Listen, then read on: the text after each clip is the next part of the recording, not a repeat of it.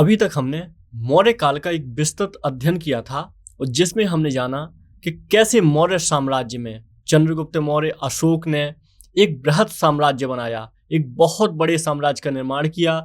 लेकिन आपको पता है, हम तब भी बताया था, पहले भी बात की थी कि जैसे ही इनकी मृत्यु हुई है, इतना ज्यादा केंद्रीकरण था इसमें कि एक महान राजा ही इसको केंद्रीकृत कर सकता था, क्योंकि इतना ज्यादा विस्तार था। और जैसे ही इनकी मृत्यु हुई, इसके बाद में ये साम्राज्य लगातार छोटा होता गया, क्योंकि लोगों ने विद्रोह करना शुरू कर दिया, छोटे सामंतों ने स्वतंत्र होना शुरू कर दिया।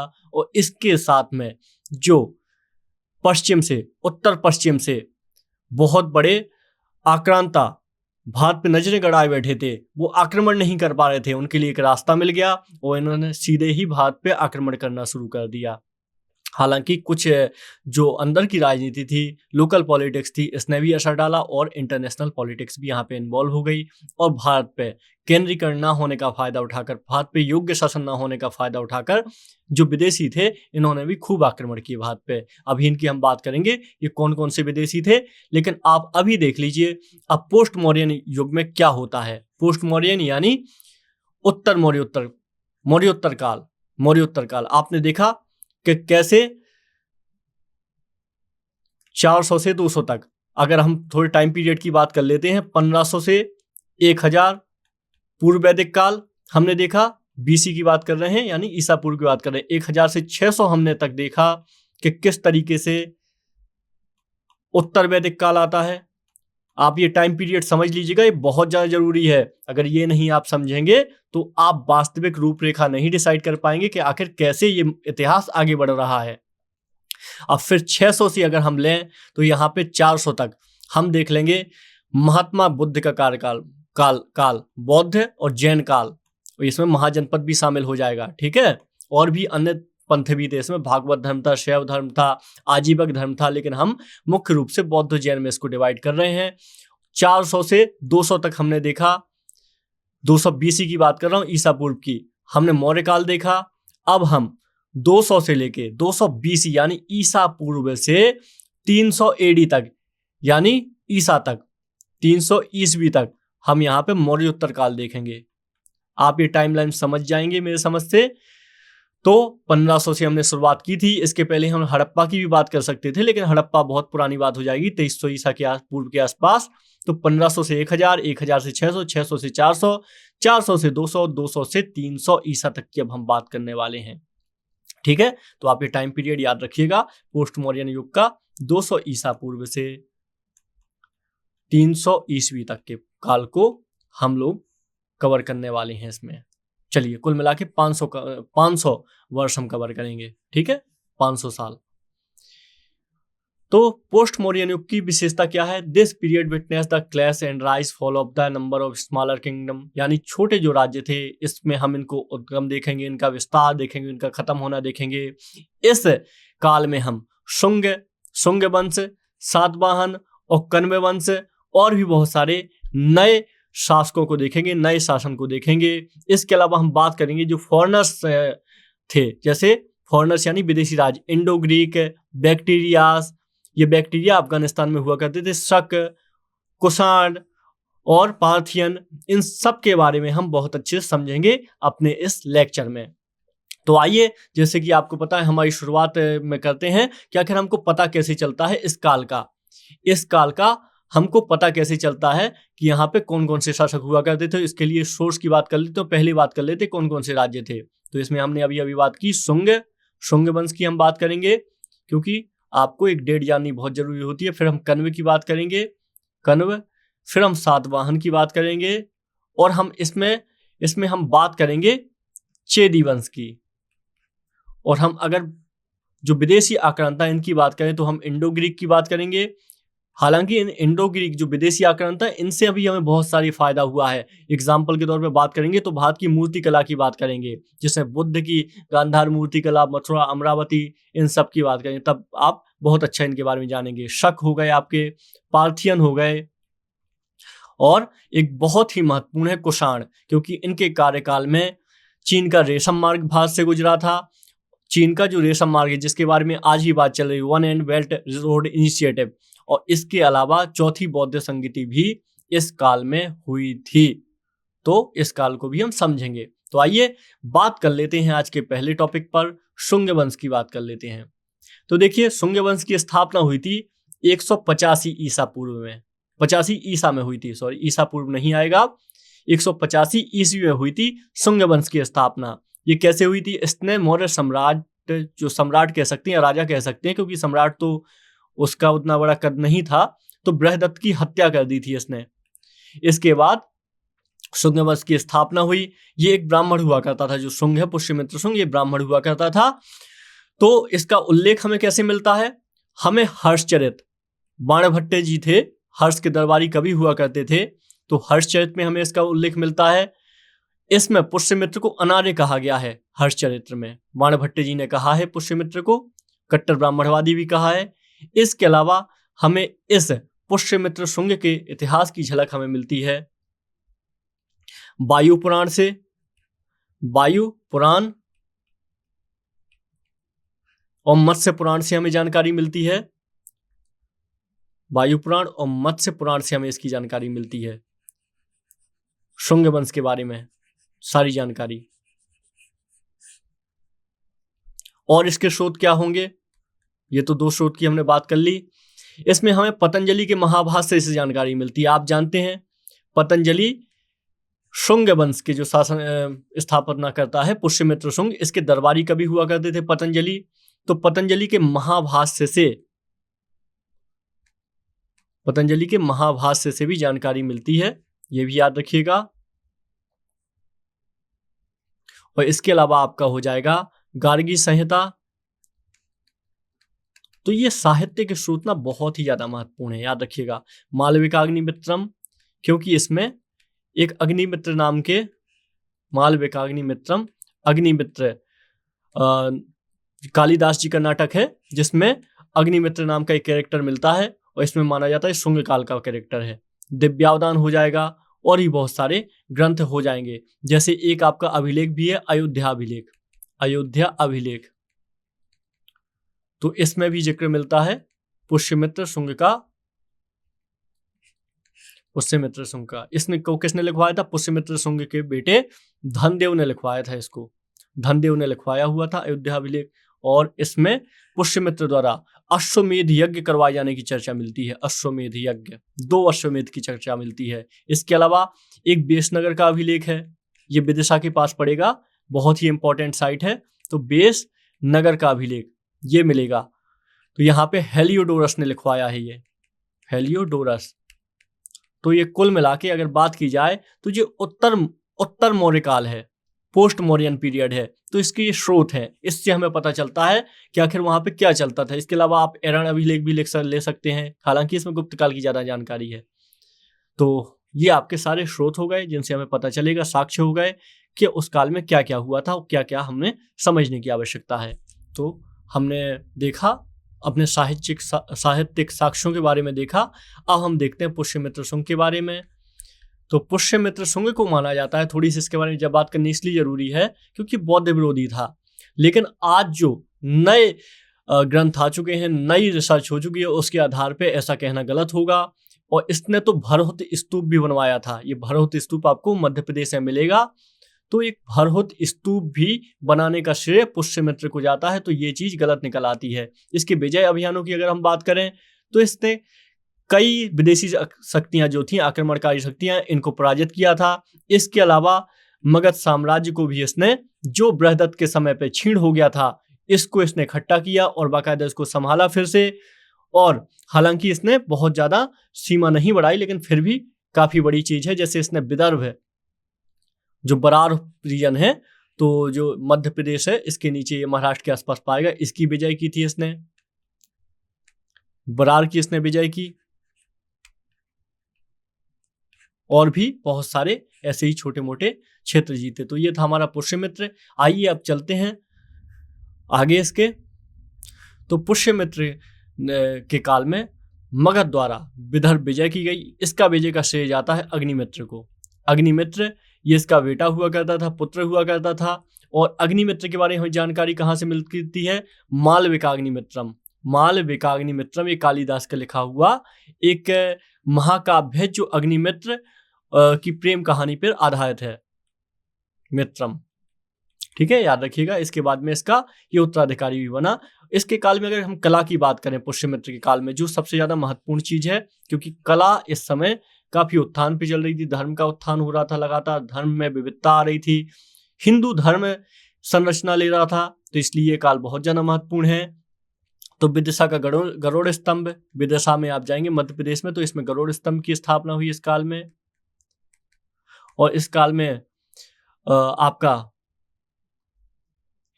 ये चैत्य एवं विहार बहुत सारे बने, जिसमें भाजा का चैत्र विहार, कारले, ये सब बहुत ही ज्यादा महत्वपूर्ण है। मथुरा में अनेक अच्छे चक्षिकाओं की मूर्तियां बनी, तो ये सब इस काल की ही कला थी। तो इन्होंने और अगर इनकी हम कला की एक विशेषता समझे तो इनकी कला लौकिक जीवन से ज्यादा संबंधित थी, लौकिक जीवन। ठीक है, ये आप याद रखिएगा। चलिए आगे बात करते हैं एक और नए वंश की। आगे अब हम बात करते हैं एक नए वंश की। अब हम कण्व वंश पे बात करते हैं। कण्व वंश एक बहुत ही मतलब पुष्यमित्र शुंग के बाद, शुंग वंश के बाद नया एक वंश था। इसकी अगर हम बात करें तो इसकी टाइम पीरियड की, तो 75 ईसा पूर्व में इसकी शुरुआत हुई और 30 ईसा पूर्व तक ये वंश रहा, 30 ईसा पूर्व तक। इसका संस्थापक कौन था? इसका संस्थापक का नाम था वसुदेव। इसको कहीं कहीं पर वासुदेव भी कहा जाता है। ये शुंग वंश का जो अंतिम सम्राट था ना, देवभूति नाम का एक सम्राट हुआ था, उसकी इसने हत्या कर दी और आखिरकार इसने कण्व वंश की नींव रखी मगध में। ठीक है, कण्व वंश की नींव रख ली। और इसके में जानकारी कहाँ से मिलती है? हर्षचरित से जानकारी मिलती है, बाणभट्ट के द्वारा लिखित। तो बाणभट्ट जी थे, इन्होंने 2 कृतियां लिखी थी, एक हर्षचरित थी जिनमें से, और एक था कादम्बरी।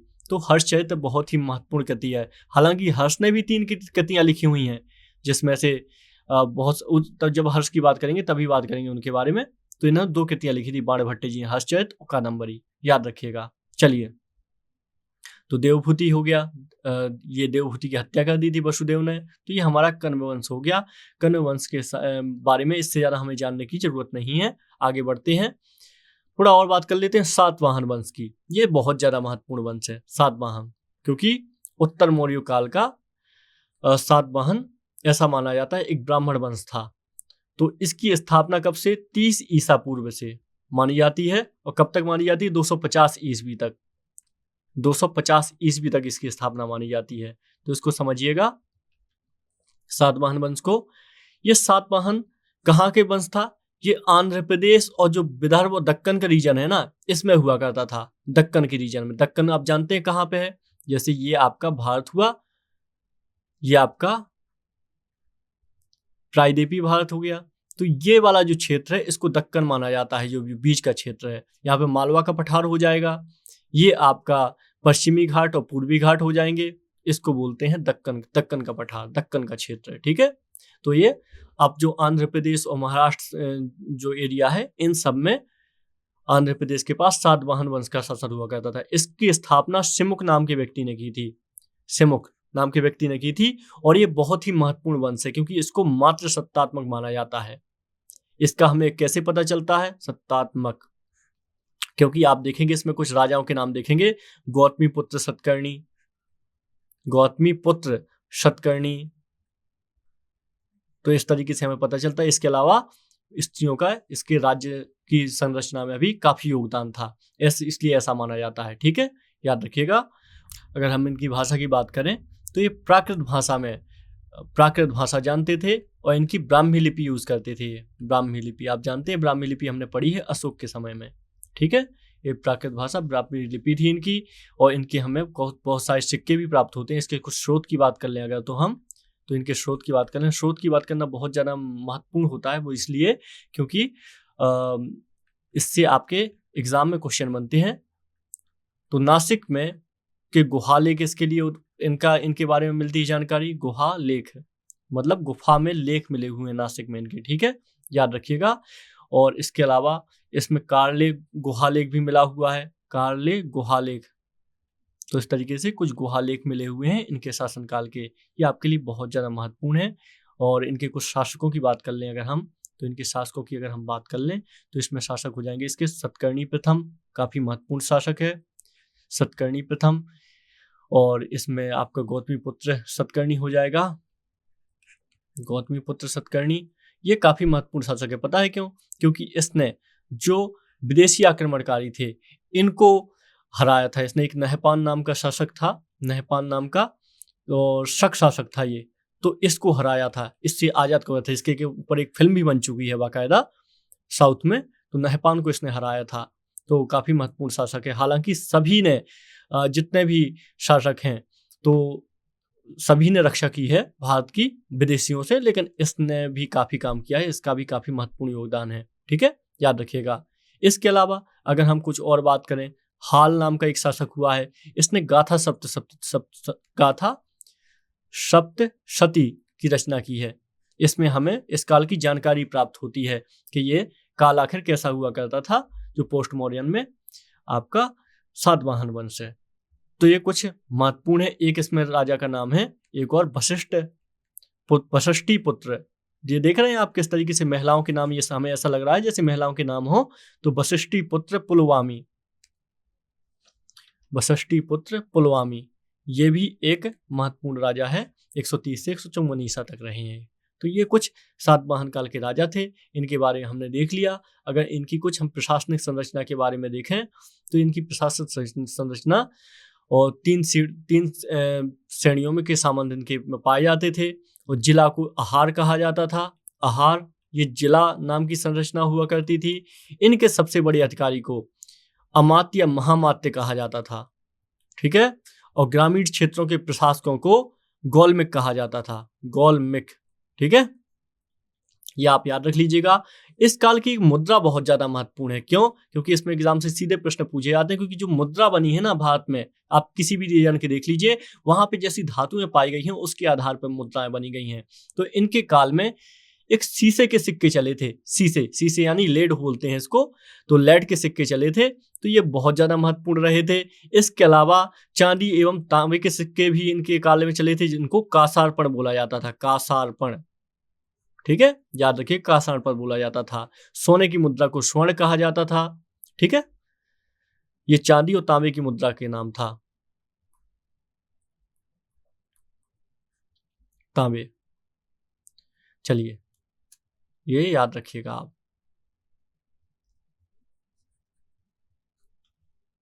तो ये दक्कन का एक बहुत ही महत्वपूर्ण साम्राज्य था।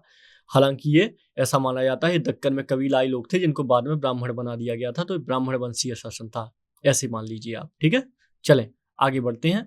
तो आइए और एक महत्वपूर्ण वंश की बात कर लेते हैं इसी काल के। इसका नाम है चेदी वंश। ये चेदी वंश आपने सुना होगा कहीं कहीं पर। एक चेदी महाजनपद भी सुना होगा आपने, एक महाजनपद का नाम भी सुना होगा चेदी, जिसकी राजधानी बुंदेलखंड खजुराहो मानी जाती है। हालांकि ये चेदी वंश है और ये आप उड़ीसा के आसपास का ये वंश था। इसमें आपने सुना होगा खारवेल का नाम। तो खारवेल का हाथी गुम्फा अभिलेख आपने सुना होगा, जिससे हाथी गुम्फा अभिलेख का नाम है। इससे हमें जानकारी मिलती है ऐसे खारवेल नाम के गुम्फा।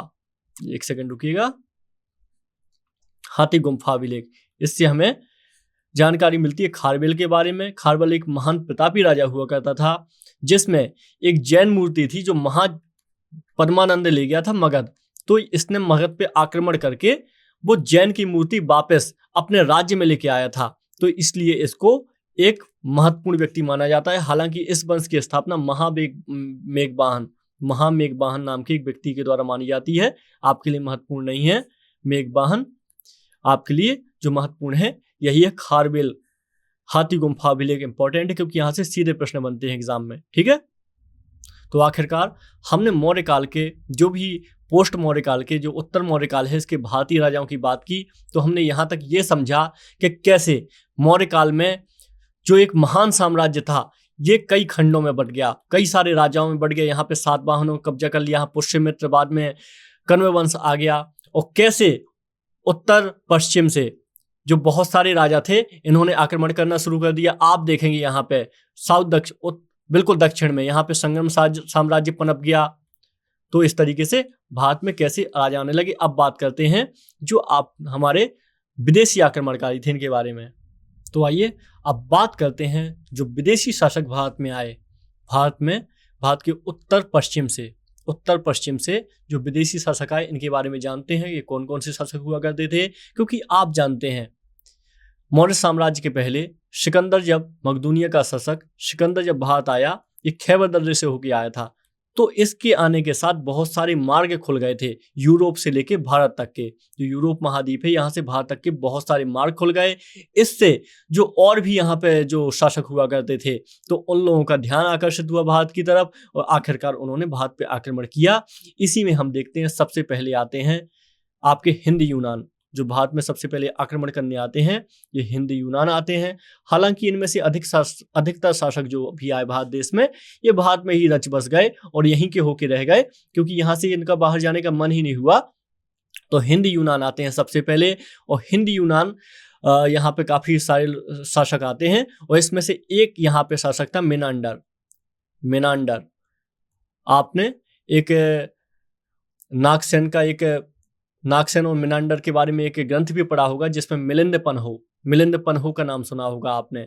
ये इसी मेनांडर के बारे में, मिलिंद पन्हो, जिसमें एक बौद्ध भिक्षुक और मिलिंद मेनांडर के बीच संवाद की कहानी कही गई है।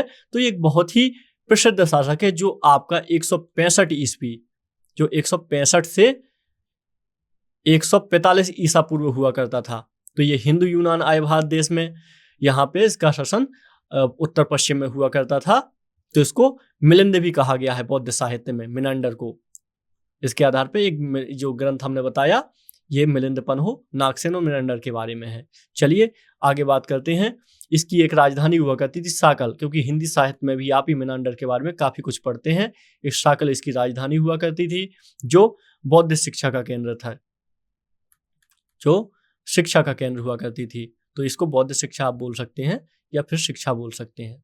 शिक्षा का केंद्र हुआ करती थी इसकी राजधानी। चलिए आगे बात करते हैं। तो यूनानियों के देन क्या है भारत देश में? सबसे बड़ी बात तो यही होती है आखिर क्या हमें मिला। तो राजत्व का सिद्धांत हमको मिला, राजत्व का देवीय सिद्धांत, यानी जो राजा होता है ये देवता की तरह होता है, इसी की इच्छा सब कुछ होती है। ये यूनान में और यूरोप में तो बहुत ज़्यादा चलता था, तो यहाँ से आया। फिर आगे चल के ये सिद्धांत पूरे आपको भारत में देखने को मिलेगा हर राजा के क्रम में, चाहे वो मुस्लिम राजा हो चाहे हिंदू हो। राजत्व का देवीय सिद्धांत देखने को आपको मिलेगा। इसमें सांचों में सिक्का निर्माण की विधि आपको देखने को मिलेगी। इन्हीं के कारण हमारे देश में सांचों के सिक्के निर्माण की विधि आई है।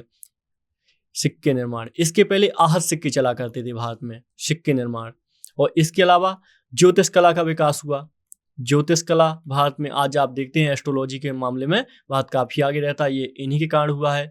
मुद्राओं पे राजा का नाम, सांचों के सिक्के और राजाओं का नाम, ये सब इन्हीं ने दिया हुआ है हमें, इनके कारण ही संभव हुआ, हिंदू यूनानियों के कारण ही। इसके अलावा एक कला की एक नई आर्ट है हेलेनिस्टिक आर्ट। हेलेनिस्टिक ये क्या है? आप जानते हैं मूर्तियां जो बनाई जाती हैं ये कई सारी मतलब तरीके से बनाई जाती हैं। जैसे आपने कभी देखा हो बुद्ध की आपने मूर्ति देखी होगी हेलेनिस्टिक आर्ट की, जिसमें 7 फुट के आसपास के बुद्ध की हाइट होगी, उनके अच्छे तरीके से जो मसल्स हैं ये भी उभरे हुए होंगे, जो उनके बाल होते हैं ऐसे ऐसे, मतलब बाल भी उनके बड़े ही अच्छे तरीके से बनाए जाते हैं, जितने भी उन्हें कपड़े पहन रखे होते हैं वो भी दिखाई देते हैं। ये हिंदी यूनानी आर्ट है, ये मूर्ति कला की बात कर रहा हूं मैं, मूर्ति कला है। जबकि जो भारत की देसी मूर्ति कला है जिसको मथुरा कला कहा जाता है, तो मथुरा कला में ये सब नहीं होता। वहां पे बस चेहरे पर फोकस किया जाता है, चेहरे पर ध्यान दिया जाता है कि बुद्ध की मूर्तियों में या फिर जैन की मूर्तियों में चेहरे पर आध्यात्म दिखना चाहिए, बाकी इनको पूरे शरीर से मतलब नहीं होता है। जबकि हेलेनिस्टिक आर्ट में बाद में इससे गांधार कला डेवलप होती है, गांधार कला विकसित होती है। इसमें पूरे शरीर पर सौष्ठव पर बल दिया जाता है ताकि पूरा शरीर तगड़ा दिखाई दे, आंखें दिखाई दें, एक एक बाल दिखाई दे शरीर का, इन सब में फोकस किया जाता है। तो ये जो हेलेनिस्टिक आर्ट है ये भी ये लेके आए थे, जिसने भारत में आगे चल के बहुत सारी मूर्तियां में योगदान दिया। आइए इसके बारे में बात करते हैं हम दूसरे नंबर पर शकों की, क्योंकि ये भी बहुत महत्वपूर्ण है। इनकी कई सारी शाखाएं हुआ करती थी जिनको क्षत्रप कहा जाता था। एक ऐसा ही क्षत्रप था, अभी हमने नहपान की बात की थी, वो भी एक किसी क्षत्रप से संबंधित था। तो यहाँ पे भारत में क्षहरात वंश की बारे में बात होती है, क्षहरात वंश। तो इसका एक शासक हुआ करता था नहपान, और एक कादरमक वंश हुआ करता था, कादरमक वंश। तो आपने इसमें कादरमक वंश का नाम सुना होगा, रुद्रदामन। इसमें रुद्रदामन सबसे प्रमुख व्यक्ति हुआ, क्योंकि इसका एक संस्कृत अभिलेख बहुत प्रसिद्ध है गिरनार में। संस्कृत अभिलेख, शुद्ध संस्कृत में इसने अभिलेख लिखवाया हुआ है गिरनार में, रुद्रदामन में। इसलिए ये दो जो क्षत्रप हैं ये बहुत ज्यादा मुख्य समझे जाते हैं भारत में, याद रखिएगा। तो रुद्रदामन प्रथम की हम बात कर रहे हैं। इसने सुदर्शन झील का जीर्णोद्धार भी करवाया था। सुदर्शन झील का पुनरुद्धार करवाया था और जूनागढ़ में संस्कृत अभिलेख लिखवाया हुआ है। ये दो चीजें बहुत ज्यादा इंपॉर्टेंट है इसकी, ये आप याद रखिएगा, ठीक है। चलें आइए इसके बाद में हम बात कर लेते हैं पार्थियन पर। पार्थियन कौन हुआ करते थे? पार्थियन ये भी भारत में आक्रमण करने वाले हैं। इनको पहलव कहा जाता है, पहलव भी कहा जाता है। इनका पश्चिम उत्तर भाग में निवास हुआ करता था। हालांकि ये ईरान से आए हुए थे। ईरान से आप जानते हैं सिकंदर के पहले डेरियस का शासन हुआ करता था ईरान में। हालांकि सिकंदर डेरियस का युद्ध होता है, डेरियस हार जाता है। नहीं तो भारत की सीमाएं, डेरियस की सीमाएं थी जो भारत की, ये बिल्कुल सिंध प्रांत तक लगती थी। हालांकि डेरियस हार गया, इसके बाद में सिकंदर का कब्जा हो गया। लेकिन जब मौर्य साम्राज्य आया तो उसने पूरा ये कवर कर लिया, वापस ये पूरा क्षेत्र ले लिया। तो ये पार्थियन ईरानी हुआ करते थे, ईरानी। और इनका भारत में एक जो साम्राज्य डेवलप हुआ था, तो मिथ्रेडेटस नाम का एक व्यक्ति था, इसको जाता है भारत में साम्राज्य निर्माण का श्रेय दिया जाता है 130 ईसा पूर्व, 71 से 30 ईसा पूर्व में। तो ये बहुत ज्यादा आपको इसमें याद नहीं रखना है, क्योंकि इनसे प्रश्न नहीं बनते हैं। आपके जो प्रश्न बनते हैं वो चीजें आपको याद रखनी है। और इस साम्राज्य का खत्म हो जाता है जब कुषाण भारत में आ जाते हैं। कुषाण बहुत ज्यादा महत्वपूर्ण है। अब कुषाणों के बारे में हम समझते हैं, तो आइए कुषाणों को देख लेते हैं। तो देखिए कुषाण, ये 5वें कुषाण। तो जो कुषाण थे ये चीन की सीमा और चीनी तुर्किस्तानी मूल के थे। ये चीन की सीमा से के पास से आए थे और चीनी तुर्किस्तानी इनका मूल निवास हुआ करता था। ये भारत में आए तो इसमें बहुत सारे राजाओं के नाम मिलते हैं। कुजुल, कडफिसस, ऐसा कडफिसस भी मिलता है नाम। इसमें बिम कडफिसस मिलता है। इनकी मुद्राएं भी भारत में बहुत ज्यादा मिली हैं। और इसके अलावा ये जो बिम कडफिसस है इसका उल्लेख एरण अभिलेख में मिलता है। एरण सागर के पास है मध्य प्रदेश में। यहाँ पे एक मूर्ति में मिलता है बिम कडफिसस का उल्लेख है। तो ये काफी महत्वपूर्ण राजा था। इसके बाद में एक जो तीसरा राजा आता है कनिष्क, ये बहुत महान सम्राट था। इसने भारत में बहुत ज्यादा योगदान दिया। आप ये समझ लीजिए चीन का जो रेशम मार्ग था, जो यूरोप के साथ व्यापार होता था, उससे इसने कर भी लिया। चीन का रेशम मार्ग से व्यापार लिया। आज भी आप देखते हैं भारत में चीनी रेशम मार्ग निकलने के लिए फिर से one belt one road initiative चल रहा है। ऐसे में भारत साथ नहीं दे रहा है, तो चीन का जो रेशम मार्ग है वन बेल्ट वन इनिशिएटिव सफल नहीं हो पा रहा है। इसका कारण क्या है? क्योंकि चीन के जो रेशम मार्ग है भारत के रास्ते से हमेशा गुजरता रहा है। ऐसे में इसको बहुत सारा कर मिलता था चीनी कुषाण साम्राज्य को। ये एक बहुत बड़ा कारण था, उस समय का बहुत बड़ी चीज थी।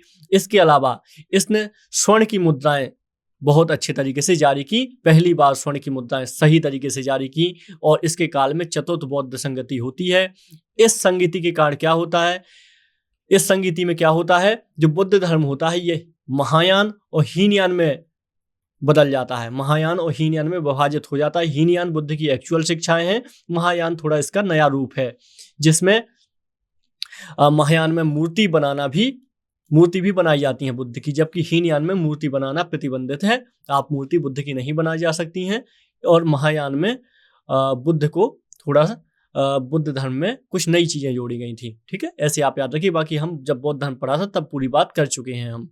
तो ये कुषाण काल की बात है। कुषाण के बारे में आप याद रखिएगा। इसके काल में चतुर्थ बौद्ध संगति हुई थी। कुंडलवन कश्मीर में करवाई थी इसने, कश्मीर में। तो ये कनिष्क था। तो ये हमारे कुल मिला के जितने भी फॉरेनर किंगडम थे, विदेशी किंगडम थे, उनके बारे में हमने सारी बात की। तो इस काल में देखेंगे आप कि आपने सारे राजाओं के नाम देख लिए, कौन कौन से शासन, किस वंश का शासन हुआ। इसके अलावा यह जान लीजिएगा ये मौर्योत्तर काल बहुत ज़्यादा महत्वपूर्ण है कला की दृष्टि से, जो हम पहले ही बात कर चुके हैं।